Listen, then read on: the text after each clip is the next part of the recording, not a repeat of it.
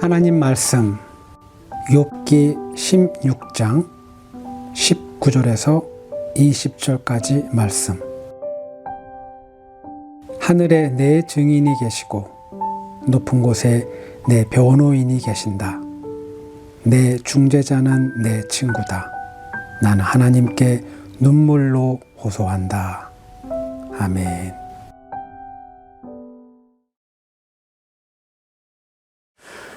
주전 722년에 북왕국 이스라엘은 마침내 아시리아의 침략을 이겨내지 못하고 그들의 역사는 종결합니다. 그리고 100년을 조고 넘긴 뒤에 주전 586년 남왕국 유다도 역사 속으로 영원히 사라집니다. 이건 다른 걸 의미하지 않습니다. 이제 이스라엘 땅 안에는 더 이상 다윗을 잇는 그 어떠한 왕도 존재하지 않습니다. 북왕국 이스라엘에는요 19명의 왕이 있었습니다. 그리고 남왕국 유다는 20명의 왕이 그 땅을 다스렸습니다. 사울과 다윗 그리고 솔로몬, 이 단 세 사람만이 이스라엘을 한 나라로 통치했습니다. 북왕국에는 19명의 왕이 있었는데 그 왕 모두는 악했습니다. 그 이유는 그 시작이 잘못되었기 때문입니다. 초대 왕이었던 여로보암은 북쪽 지역에 사는 이스라엘 사람들이 굳이 남쪽 땅 예루살렘에 가서 예배드리는 것이 못마땅했습니다. 아니, 매우 싫었습니다.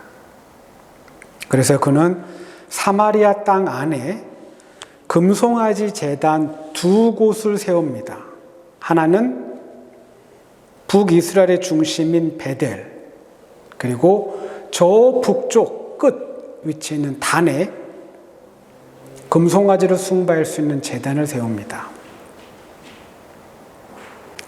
이제 많이 편리해졌습니다. 북이스라엘 사람들은 굳이 재물을 싸들고 저 멀리 예루살렘까지 갈 필요가 없습니다. 이제 사람들은 엄격하며 예배 절차가 몹시나 까다로운 야훼 신앙을 멀리합니다. 그리고 번영과 축복의 신 바알과 아세라 그리고 금송아지를 숭배합니다. 구약성경 열왕기서를 기록한 저자는 북왕국 이스라엘의 왕들을 평가하며 다음과 같은 말을 남깁니다. 이는 그들이 하나님 여호와의 말씀을 듣지 아니하고 그의 언약과 여호와의 종 모세가 명령한 모든 것을 따르지 아니함이었더라.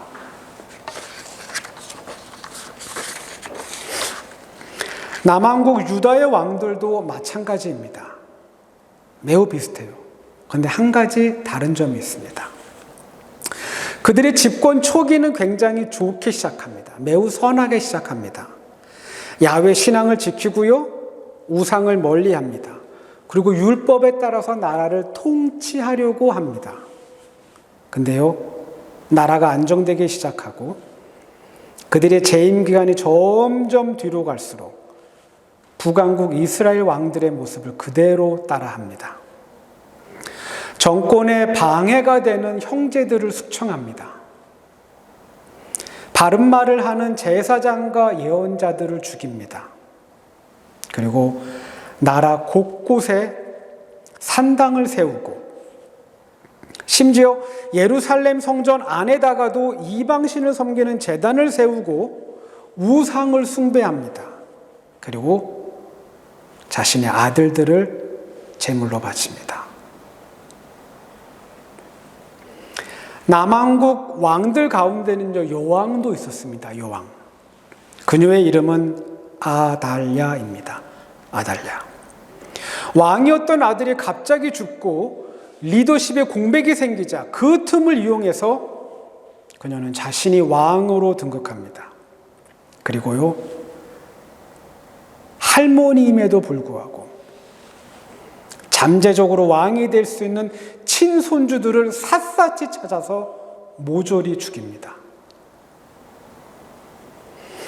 450년에 가까운 이스라엘의 왕정시대, 다윗을 제외하고 총 39명의 왕들 가운데 선한 왕으로 기록된 사람은 3명입니다.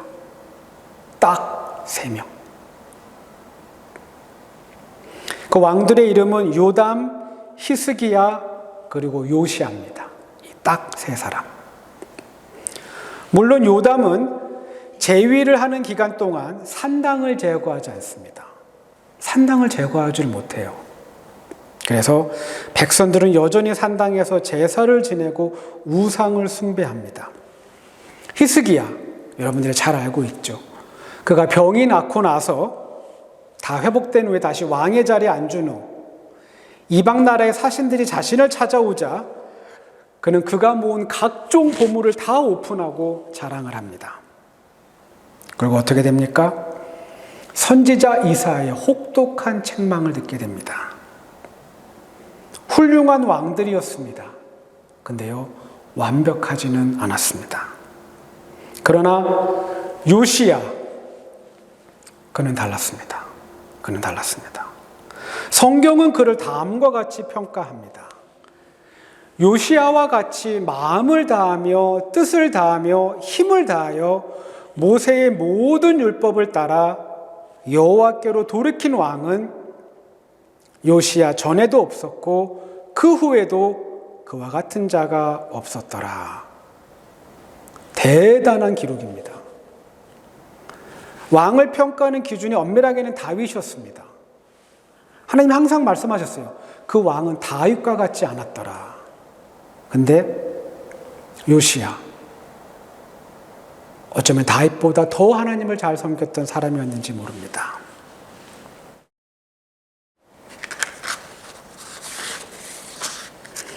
요시야는 왕의 자리에 앉은 18년이 되는 해에 그는 대대적인 종교 개혁을 단행합니다. 이런 개혁은요, 그 전에도 그 후에도 없었습니다. 그는 먼저 예루살렘 성전을 보수합니다. 그리고 율법책을 발견한 후에 백성들에게 하나님의 말씀을 가르칩니다. 몇 명의 왕들이 하나님을 섬기는 공적 예배를 갱신한 적이 있습니다. 그런데 요시야, 그는 이곳에 머무르지 않습니다. 이곳으로 끝나지 않아요. 그는 각 가정에서 행해지던 미신과 우상숭배의 악습을 금합니다. 법으로 금합니다. 가정에서부터 하나님을 잘 섬길 수 있도록 독려합니다. 그리고요, 이스라엘 땅 안에서 잊혀졌던, 기억되지 않았던 그 유월절의 절기를 회복합니다. 여러분, 이 정도 되면 엄청난 축복을 받아야 합니다. 그렇지 않습니까? 하는 일마다, 계획하는 일마다 정말 다 잘 돼야 합니다. 그리고 무엇보다 무병장수해야 합니다. 그러나 요시야는 39살의 나이에, 너무 젊은 나이에 전쟁터에 나갔다가 죽습니다. 그리고 그 전쟁은 불필요한 전쟁이었습니다. 왜냐하면 이집트의 왕이 신흥으로 급부상하고 있는 바벨론 왕과 한편 붙기 위해 이집트 왕이 메소포타미아 중심으로 가고 있는 길이었습니다. 근데 굳이 요시야가 나가서 애굽 왕의 길을 가로막습니다. 왜냐하면 이집트가 메소포타미아로 가려면 유다 땅을 지나가야 됩니다. 굳이 그 가는 길을 막습니다. 애굽 왕이 친서를 보냅니다. 나는 당신들의 나라를 침략하는 게 아니라 바벨론으로 가는 길이니까 길을 터달라고 부탁을 합니다. 근데 요시야가 듣지 않습니다. 그리고 결국 그의 길을 막다가 한 병사가 쏜 화살에 맞고 죽습니다. 너무나 어처구니 없는 죽음입니다. 그가 죽었다는 소식에 온 유다 사람들은 굉장히 슬퍼합니다. 굉장히 슬퍼합니다. 여러분, 문제는 이제부터입니다. 문제는 이제부터입니다. 요시아의 둘째 아들, 그리고 큰 아들, 그리고 넷째 아들. 요시아의 넷째 아들은 시드기야는 남왕국 유다의 마지막 왕입니다. 그를 끝으로 남왕국엔 더 이상 왕이 존재하지 않습니다. 요시아의 이 아들들은 하나님을 믿지 않습니다. 하나님을 안 믿어요. 하나님 대신 어쩌면 자신의 아버지를 죽게 한 이집트가 더 세 보이는지 모릅니다. 이 세 왕은 이집트를 그리고 바빌론을 더 의지합니다. 요시아의 자녀들은 그의 아버지를 본받아서 하나님을 잘 믿지 않고 그들 모두는 하나님을 떠납니다. 이들이 하나님을 떠난 이유는 어쩌면 가늠해 볼 수 있습니다. 그들이 생각할 때 하나님을 아무리 잘 믿어도, 하나님 말씀대로 살고 예배를 잘 드려도 별 소용이 없구나. 하나님은 너무 잘 믿는 아버지가, 하나님 말씀대로 살았던 아버지가 하나님의 도움으로 전쟁터에서 꼭 이길 줄 알았던 아버지가 갑작스럽게 죽습니다. 이건 분명 충격일 수 있습니다. 아버지를 잃고 이제 요시아의 아들들은 더 이상 하나님을 찾지 않습니다. 그들은 강대국을 따라하고 강대국을 더 의지합니다. 나라의 주권은 없습니다. 결국 우상 숭배가 다시 활기를 찾습니다. 무너진 상당들이 세워지고요, 파괴되었던 바알과 아사라의 목상이 세워집니다. 옳은 소리를 하는 예언자들의 핍박을 받고 결국 죄 없는 사람들이 죽습니다. 저는 한편으로 요시아의 아들들의 마음이 이해가 되기도 합니다. 왜냐하면요, 살다 보면 하나님이 없는 것처럼 느껴질 때가 있습니다. 그분이 살아있다 해도요, 굉장히 무능하게 느껴질 때가 있습니다. 예를 들면 이겁니다. 침묵하고 계시고 아무것도 하지 않는 것처럼 보입니다. 근데요, 인생의 지독한 혼란스러운 상황 속에서도, 인생의 지독한 혼란 가운데서도 여러분과 저는 길을 찾으며 바른 길을 걸어야 합니다. 특별히 이해할 수 없는 일, 그 앞에서도 주님을 철저히 신뢰하고 살아야 합니다. 믿음은 흔들리면 안 됩니다. 분명한 건 하나님은 우리가 이해할 수 있는 분이 아닙니다. 우리에게 필요한 건 하나님에 대한 이해가 아니라 하나님에 대한 신뢰입니다. 여기 요시아의 아들들과는 전혀 다른 반응을 보인 사람이 있습니다. 인생에 비슷한 경험을 했지만, 어쩌면 더 처절한 고통을 겪었지만 하나님을 떠나지 않은 사람이 있습니다. 바로 욥입니다. 욥. 저는 성경에 욥기가 있는 게 참 좋습니다. 저는 참 좋아요, 개인적으로. 그리고 우리에게 성경을 통해 욥기를 주신 하나님께도 저는 참 감사하고 있습니다. 사실 성서학자들 안에서는요, 욥기와 관련된 수많은 논쟁이 있습니다. 성서학자들이 첨예하게 대립되는 것들이 있어요. 가장 첨예한 게 뭐냐면 욥이 실존 인물인지 아니면 가상 인물인지를 따지는 겁니다. 실제 있었던 인물인지 아니면 가짜인지. 저는 솔직히요, 욥이 실제 있었던 사람인지 아니면 문학작품 속에 존재하는 허구적 인물인지 저는 솔직히 관심은 없습니다. 저한테 이게 중요한 건 아니에요. 그 이유는 그가 아브라함과 동시대에 살았던 실제 사람이거나 아니면 바벨론 시대에 이방인의 땅에서 힘겹게 살아가는 이스라엘 전체를 대표하는 사람이건 욥이 누구이든지 간에 여러분과 저의 삶 속에 한 가지 변하지 않는 사실이 하나 있습니다. 그건 우리들 삶 속엔 욥의 존재 유무와 상관없이 언제나 고통은 함께 한다는 사실입니다. 욥이 당했던 그 고통, 특별히 이유를 알 수 없는 고통. 내가 왜 이런 고통을 겪지? 분명히 착하게 살았는데, 정말 착하게 살았는데, 분명히 선하고 바르게 살았는데, 그 같은 삶을 살았어도 우리들 삶 속엔 말할 수 없는 고통과 아픔이 언제나 함께합니다. 성경이 기록하고 있는 욥의 고통을 하나씩 살펴보겠습니다. 그는 먼저 그가 가지고 있는 재산을 잃습니다. 강도를 만나고요, 자연재해를 만나 그가 가지고 있는 많은 수의 가축이 죽습니다. 그리고 이제 요시아의 자녀들이 경험한 것처럼 소중한 가족을 잃습니다. 욥은 그의 사랑하는 아들과 딸들이 한날 한시에 동일한 장소에서 모두 죽습니다. 그리고 이제 그의 몸이 병들기 시작합니다.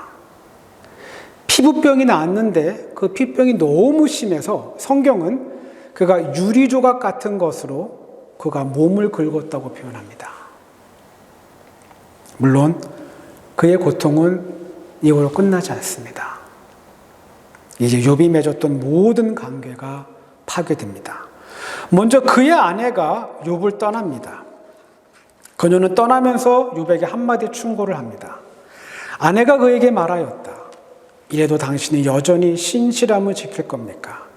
차라리 하나님을 저주하고서 죽는 것이 낫겠습니다.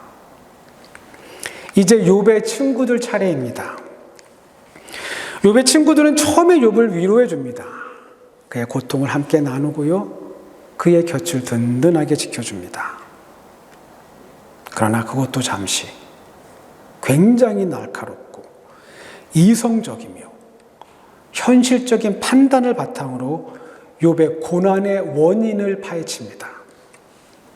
그리고 확신에 찬 목소리로 욥을 비난하고 욕하고 추궁합니다. 더 이상 친구는 아닙니다. 이제 그저 반대편에 서 있는 상대방입니다.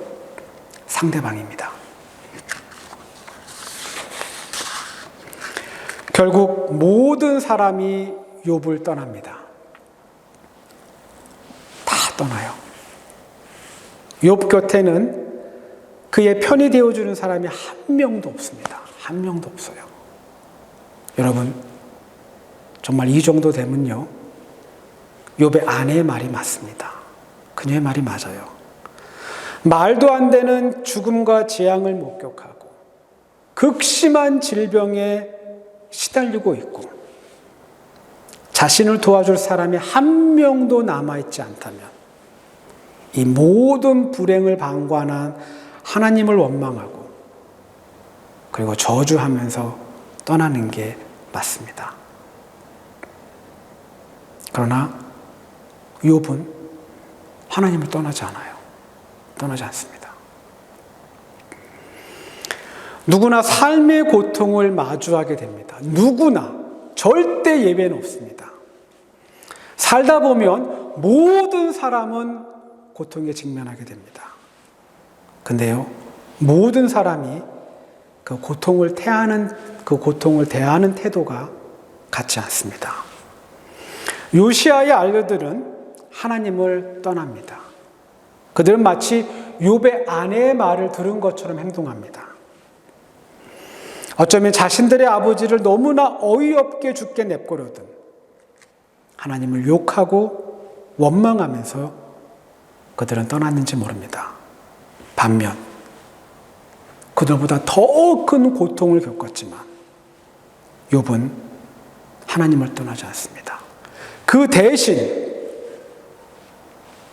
고통 가운데 있을 때 욥은 하나님을 떠나는 대신 하나님을 찾고 그분에게 질문합니다. 그에게 묻습니다. 내가 하나님께 바라는 것은 두 가지밖에 없습니다. 그것을 들어주시면 내가 주님을 피하지 않겠습니다. 나를 치시는 그 손을 거두어 주시고 제발 내가 이렇게 두려워 떨지 않게 해주십시오. 하나님께서 먼저 말씀하시면 내가 대답하겠습니다. 그렇지 않으시면 내가 먼저 말씀드리게 해주시고 주님께서 내게 대답해 주십시오. 내가 지은 죄가 무엇입니까? 내가 무슨 잘못을 저질렀습니까? 고난 중에 있는 욥은 하나님께 자신의 고통을 토해냅니다. 주님께서 나를 기진맥진하게 하시고 내가 거느리고 있던 자식들을 죽이셨습니다. 주님께서 나를 체포하시고 주님께서 내 적이 되셨습니다. 내게 있는 것이라고는 피골이 상접한 앙상한 모습뿐입니다. 이것이 바로 주님께서 나를 치신 증거입니다. 하도 울어서 얼굴마저 핏빛이 되었고 눈꺼풀에는 죽음의 그림자가 덮여있다. 그러나 나는 폭행을 저지른 일이 없으며 내 기도는 언제나 진실하였다. 땅아, 내게 닥쳐온 이 잘못된 일을 숨기지 말아라. 애타게 정의를 찾는 내 부르짖음이 허공에 흩어지게 하지 말아라. 하늘에 내 증인이 계시고 높은 곳에 내 변호인이 계신다. 내 중재자는 내 친구다. 난 하나님께 눈물로 호소한다. 요시아의 자녀들과 그리고 욥, 우린 고통에 대한 반응이 달랐던 이 두 사람들의 삶의 마지막의 모습을 알고 있습니다. 이사야 1장 18절 하나님께서 말씀하십니다. 말씀이라기보다는 그분 여러분과 저에게 제안합니다. 여호와께서 말씀하시되 오라 우리가 서로 변론하자. 영어 성경의 의미는 살짝 다릅니다. 영어 성경은 다음같이 말합니다. 그 의미는 자, 이제 한번 우리가 시비를 가려보자. 우리가 한번 따져보자입니다. 누가 옳고 누가 그른지 한번 그 시시비비를 한번 따져보자. 여러분, 우리가 고난 중에 해야 할 일이 있습니다. 그건 바로 하나님께 묻는 겁니다. 하나님이 허락하셨습니다. 하나님께 따지는 겁니다. 이런 아픔을 내가 왜 겪고 있는지, 이 고통을 내가 왜 당하고 있는지 하나님께 묻고 따지는 겁니다. 그리고 힘겹고 고통스럽지만 그분의 말씀을, 그분의 응답을 기다려야 합니다. 사람들 가운데는 두 종류의 사람이 있는 건 분명해 보입니다. 고난 중에 하나님을 찾는 사람, 그리고 고난 중에 하나님을 떠나는 사람. 저는 우리 모두가 하나님을 떠나지 않는 사람이 되기를 소망합니다. 어떤 상황을 만나도, 어떤 고난을 만나도 하나님을 떠나지 않기를 바랍니다. 하나님을 찾고 그분에게 질문하는, 그리고 힘들지만 그분의 응답을 기다리는 우리 모두가 되기를 간절히 소원합니다. 기도합니다.